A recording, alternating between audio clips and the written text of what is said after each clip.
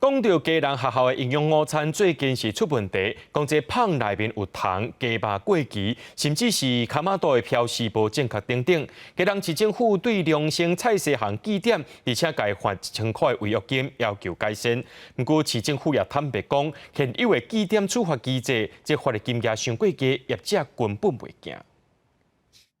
胖的中央有青色的糖，抑个会咬，看到强要吐。学生囡仔食几喙才发现有各样。家人一间高中进前传出营养午餐的点心，胖内底有糖，随通报负责中央餐厨的国小，学校初五针对供应商良兴蔬果行记点，各罚1000块的违约金，要求改善。家人市政府是启动食安机制，点名良兴蔬果行最近已经发生3件争议事件。在4月25号，也就是上个月的时候，学校的营养午餐在进行食材验收的时候，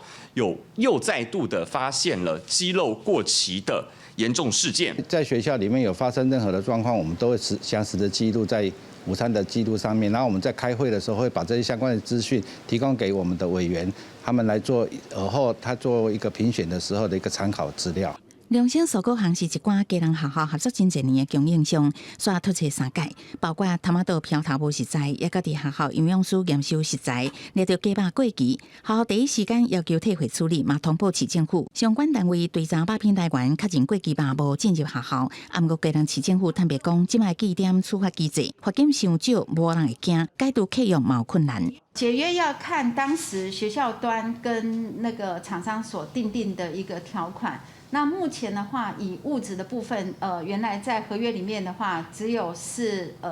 它可能是造假，这个才会有记点。我们会去检讨我们在112年的部分的合约的订定的条款。鸡肉的这个过期的部分，我们会依食安法第15条，那我们会裁处这个